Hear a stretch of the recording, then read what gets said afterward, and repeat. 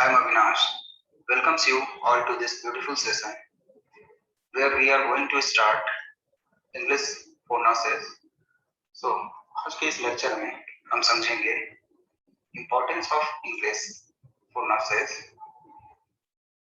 English का importance क्या है, सिलेबस क्या है इंग्लिश का, और इसे अप्रोच कैसे करना है, इसे पढ़ाई कैसे करना है। ठीक है, so let's start. English is so important. तो दोस्तों, इंग्लिश जो है वो most spoken language in the world है, सबसे ज्यादा बोली जाने वाली भाषा है वर्ल्ड में। इंग्लिश को कंसीडर किया जाता है as an international language which defeats the barriers like boundaries, cultural differences. English एक इंटरनेशनल लैंग्वेज है जो बैरियर को हटाता है, जैसे पीपल्स फ्रॉम डिफरेंट, जैसे लोग different community, different country, different culture के अगर वो इंग्लिश जानेंगे तो आपस में विदाउट एनी बैरियर कम्युनिकेट कर सकते हैं। साथ ही साथ इंग्लिश प्रोवाइड करता है एक common platform to showcase the talent irrespective of differences in region, language and culture. इसका मतलब ये है कि अगर हम इंग्लिश जानेंगे तो वो ये हम लोगों को एक कॉमन प्लेटफॉर्म प्रोवाइड करता है, एक समानता का अधिकार देता है जिसमें हम अपने जो भी हमारे अंदर टैलेंट है, जो भी नॉलेज है, इररिस्पेक्टिव ऑफ रीजन, लैंग्वेज और कल्चर के हम शो कर सकते हैं। Now English is also important because in this computer age English is only language that anyone can understand. Okay, English is very important in nurses as most medicines are labeled in English to communicate with doctor, to participate in conference and to prepare patient reports. Now as in nursing profession, आप जैसा कि आप देखते हैं most of the medicine, जो भी दवाएं हैं वो लेबल्ड किए जाते हैं जिनका नाम इंग्लिश में लिखा होता है। जब कभी भी आप नर्स को डॉक्टर से कम्युनिकेट करते देखेंगे तो डॉक्टर इंग्लिश टर्म यूज करते हैं, या फिर इंग्लिश का इंपॉर्टेंस इसलिए भी है ताकि आप रिपोर्ट प्रिपेयर कर सके जो कि इजीली एक्सेसिबल हो सबके लिए। इस प्रकार हमने देखा कि जो भी बाधाएं हैं, चाहे वो बाउंड्री से रिलेटेड हो, एक कंट्री से दूसरे कंट्री के रिलेटेड हो, या फिर कल्चर से रिलेटेड हो, या फिर लैंग्वेज से रिलेटेड हो, इंग्लिश इन सबों को दूर करता है। साथ ही साथ हमें एक प्लेटफॉर्म प्रोवाइड करता है, हमें एक इक्वलिटी प्रदान करता है जिससे हम अपने टैलेंट को शो कर सकें।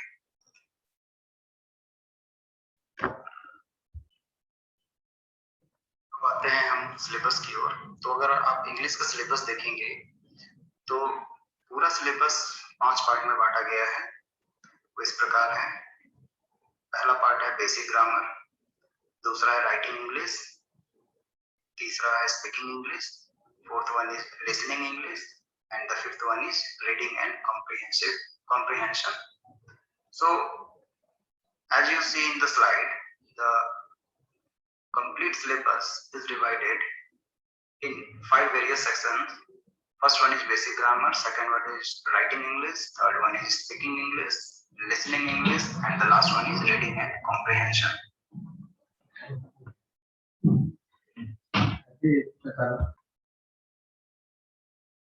अब हम पार्ट बाय पार्ट डिटेल में देखते हैं सिलेबस में है क्या।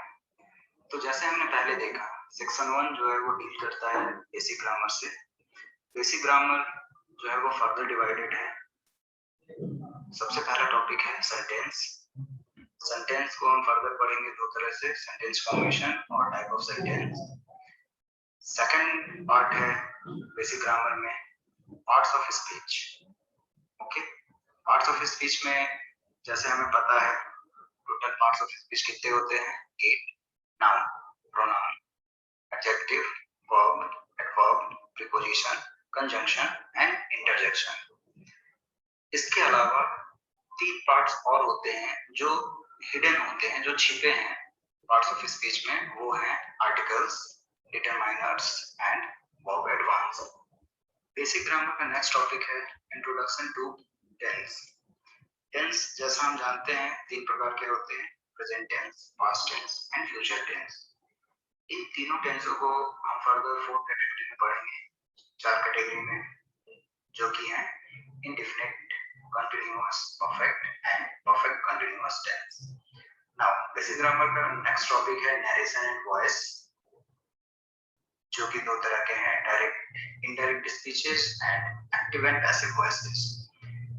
The second last topic basic grammar का जो है वो वोकैबुलरी है। वोकैबुलरी बेसिकली आपको देखना है जो भी मेडिकल टर्म यूज होते हैं उसके एंटीनेम्स क्या हैं, साइनोनिम्स क्या हो सकते हैं, एसेंशियल मेडिसिन जो यूज होते हैं उनको हमें देखना है। और उसके बाद लास्ट टॉपिक है remedial grammar, that is use of punctuation. Punctuation का मतलब होता है use of full stop, comma, semicolon etcetera. इस प्रकार हमने देखा बेसिक ग्रामर में 6 टॉपिक्स हैं, जो कि हैं the sentence, parts of speech, introduction to tenses, narration and voice, vocabulary and remedial grammar. Syllabus के सेकंड पार्ट में है राइटिंग इंग्लिश। राइटिंग इंग्लिश में हमें पढ़ना है introduction, what are the various electronics mode of writing, letter writing, essay writing, story writing, resume writing, diary writing and report writing. इसमें basically हमें ये समझना है इलेक्ट्रॉनिकली, दैट इज जो हम ईमेल टाइप करते हैं या फिर जो हम रिपोर्ट बनाते हैं, इलेक्ट्रॉनिकली कैसे हम कौन कौन सा मोड हो सकता है जिसमें हम राइट कर सकते हैं। लेटर राइटिंग का हमें स्टाइल सीखना है, कैसे लेटर लिखते हैं, कैसे एसे लिखते हैं, कैसे स्टोरी राइट करते हैं, कैसे रिज्यूम जब आप पास आउट हो जाओगे नौकरी के लिए जब जाओगे कहीं तो कैसे रिज्यूम लिखना है, डायरी राइटिंग कैसे करोगे, पेशेंट का रिपोर्ट राइटिंग कैसे करोगे। सो ये कंस्टिट्यूट करता है हमारा इंग्लिश का second part, that is writing English. Section third है हमारा, डील करेंगे speaking versus effective speaking. Telephonic conversation कैसे करते हैं, कितने प्रकार के होते हैं, हेल्थ एजुकेशन के बारे में कैसे बात करना है, डिबेट करना है, डिस्कस करना है, पब्लिक स्पीकिंग क्या होता है, ग्रुप डिस्कशन के क्या क्या तरीके हो सकते हैं, कैसे हम ग्रुप डिस्कशन कर सकते हैं, और इसी के दौरान इसी सब का हम प्रैक्टिस शुरू करेंगे। सेक्शन 4 और सेक्शन 5 हमारा है लिसनिंग और रीडिंग एंड कॉम्प्रिहेंशन। लिसनिंग में हमें लिसनिंग स्किल्स डेवलप करना है, बोलते हैं ना अच्छा वक्ता के लिए अच्छा श्रोता होना जरूरी है, इसीलिए हमें लिसनिंग स्किल डेवलप करना है, सुनते हुए हमें नोट मेकिंग करना है। रीडिंग कॉम्प्रिहेंशन में हमें देखना है कि रीडिंग कैसे करना है इफेक्टिवली, कैसे उससे प्रिसाइज राइटिंग करना है, पैराग्राफिंग कैसे कर सकते हैं हम उस कॉम्प्रिहेंशन से, या फिर उस कॉम्प्रिहेंशन से कुछ क्वेश्चन पूछे गए हैं तो हम उसे कैसे आंसर कर सकते हैं। इस प्रकार हमने पूरे इंग्लिश के सिलेबस को 5 पार्ट में डिवाइड किया और उसे देखा है। अब ये क्वेश्चन आता है कि हम इसे तैयार कैसे करें, हाउ टू प्रिपेयर। सो इसका बेस्ट मीडियम है आप रेगुलर बेसिस पे प्रैक्टिस कीजिए। ऑल इंडिया रेडियो पे जो भी प्रोग्राम आ रहे हैं इंग्लिश में, या फिर डीडी न्यूज पे टोटल हेल्थ करके आपका प्रोग्राम आता है, WHO का जो भी हेल्थ सेक्टर का रिपोर्ट है, न्यूज़पेपर में हेल्थ रिलेटेड जो भी आ रहे हैं, आप उन टॉपिक को तैयार कीजिए और अपने दोस्तों में डिस्कस कीजिए, एक दूसरे से डिस्कशन के माध्यम से ही आप इंग्लिश को डेवलप कर सकते हैं। एक सिंपल सा फंडा है, जैसे बचपन में हमने हिंदी बोलना कैसे सीखा, हमें ना ग्रामर का समझ था ना नॉलेज था, लेकिन फिर भी हम हिंदी बोलते थे, क्यों? सुनते हुए, बार बार सुनते सुनते सुनते सुनते हम हिंदी बोलना सीख गए। सेम वे अगर आप अच्छे लिसनर, आप उसको ध्यानपूर्वक सुन रहे हैं, धीरे धीरे डेवलप करते करते आप उसे बोलना भी सीख रहे हैं। तो इसके लिए आप इंग्लिश जो भी टेलीकास्ट आ रहे हैं, इंग्लिश रेडियो जो भी आ रहे हैं, आप काम करते हुए सुन सकते हैं, उसे डेली बेसिस पे सुनिए, छोटे छोटे इंग्लिश के वर्ड बोलना सीखिए, अपने दोस्तों से इंग्लिश में बात करना सीखिए, इसी प्रकार इंग्लिश डेवलप हो जाएगी। चलिए तो हम शुरू करते हैं बेसिक ग्रामर का पहला topic, the sentence. Okay, read the following groups of word carefully. इन शब्दों को ध्यानपूर्वक पढ़ें। A, the patient doctor the treated. B, syringe the nurse dropped. C, bird hour is national the peacock. Does this word make sense? क्या इन शब्दों का कोई sense बनता है? No, they do not make sense. Now, look the same word rearranged below. Same word को जब हम rearrange करते हैं, तो उसे फिर कैसे पढ़ेंगे? The doctor treated the patient. Nurse dropped the syringe. The peacock is our national word. Now, these groups of words make complete sense. Okay, and there's come the definition of sentence, that is a group of words that makes complete sense is called a sentence. A sentence is always begins with a capital letter and ends with a punctuation marks. ठीक है, sentence किसे कहते हैं? Sentence a group of words, शब्दों के समूह जो complete sense they, जो जिसका कंप्लीट मीनिंग निकले, उसे हम सेंटेंस कहते हैं. सेंटेंस हमेशा बिगिन होता है कैपिटल लेटर से और एंड होता है पंक्चुएशन मार्क से. Of words make sense but do not convey a complete thought. For example, at home, in a corner, at night, in hospital, on duty. These type of words that convey incomplete thought are called phrases. So दोस्तों phrases क्या होते हैं? Phrases जो होते हैं वो क्या होते हैं? वो भी एक शब्दों का समूह है जो कि सेंस तो देता है लेकिन कंप्लीट इंफॉर्मेशन डिलीवर नहीं करता है, इसीलिए इसे फ्रेज कहते हैं. That is, group of words that convey incomplete thoughts are called phrases. Sentence जो होता है has a verb, लेकिन phrase में verb नहीं होता है. ये हमेशा हमें याद रखना है. देखते हैं what constitute sentence. Sentence किन किन चीजों से मिलकर बना है. Mainly sentence के दो पार्ट होते हैं, subject and predicate. Subject क्या होता है? Name of the person or thing we are speaking about. Subject जो होता है यूजुअली अ नाउन होता है. वही प्रेडिकेट क्या होता है? Predicate the part of sentence which tells something about the subject. चलो ये इसे एग्जांपल से समझते हैं. पहला एग्जांपल है the professor deliver the talk. Here the professor is subject. Professor ने क्या किया? टॉक डिलीवर किया, तो ये प्रेडिकेट है. Second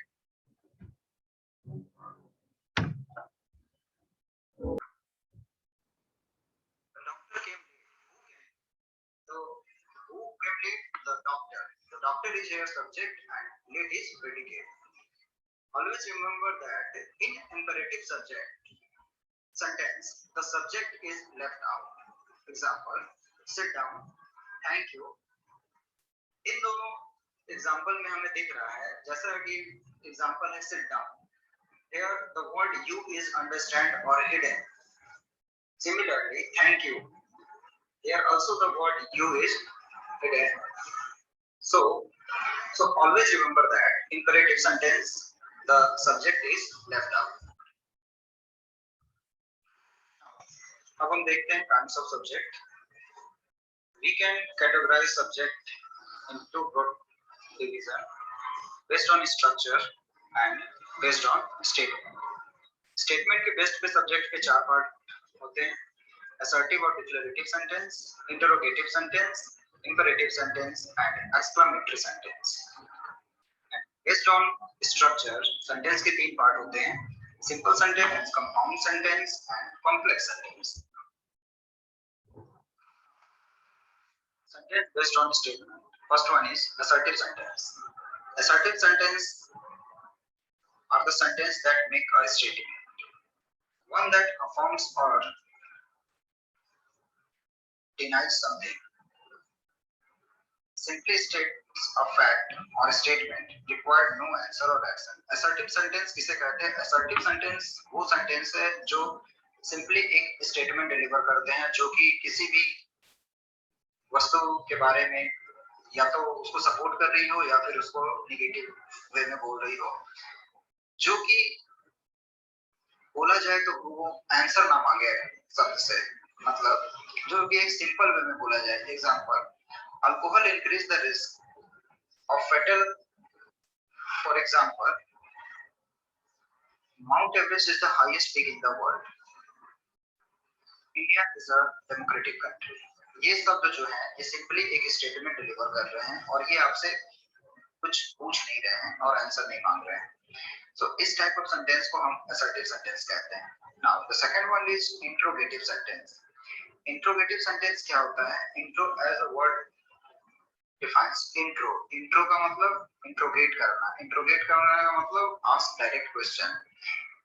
The sentence that asks a question directly is always will end with a question mark. Example, what is your name? Do you finish your homework? Are you going for practice? ये जो subject है ये आपसे answer demand कर रहे हैं, ये आपसे क्वेश्चन पूछ रहे हैं और उम्मीद कर रहे हैं कि आप इसको आंसर करेंगे। तो इस टाइप ऑफ वर्ड्स को, सेंटेंस को हम क्या कहते हैं? Interrogative sentence. Now the third one is imperative sentence. Imperative sentence क्या होता है? The sentence which expresses a command, request, advice और a desire. Example, obey your parents, go to class, please give me a pencil। यहाँ पहला example जो हमने देखा, obey your parent, ये आपको एडवाइस दे रहा है। Second example, go to the class, ये आपको ऑर्डर दे रहा है। The third example is please give me a pencil, ये आपको रिक्वेस्ट कर रहा है। सो इसी प्रकार फोर्थ जो सेंटेंस का पार्ट है बेस्ड ऑन स्टेटमेंट, वो है exclamatory sentence. Exclamatory sentence expresses some certain feeling about something or someone. As for example, what a beautiful picture, how talented these nurses are। With this, we completed our first category, that is kinds of sentence based on statement. Now, structure based sentence. First one is simple sentence, second is compound, and third one is complex sentence. Now, what is simple sentence? Simple sentence is also called independent clause, having only one independent clause, that is main clause, with no subordinate clauses. As for example, man is a social animal। यहाँ एक independent clause है, man is a social animal। यहाँ कोई भी subordinate clause नहीं है, इसके साथ कोई भी सबऑर्डिनेट क्लॉज नहीं ऐड किया गया है। Other example is Tendulkar is the best batsman। Now the third example is vitamin C found in citrus food। Simple sentence have only one independent clause, मतलब इसमें कोई भी सहायक शब्द नहीं होते। Now the second type is compound sentence।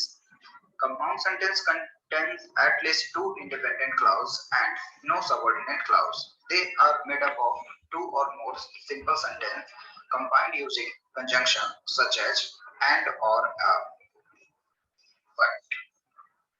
Okay, as for example, the farmer plowed the field but there was no rain।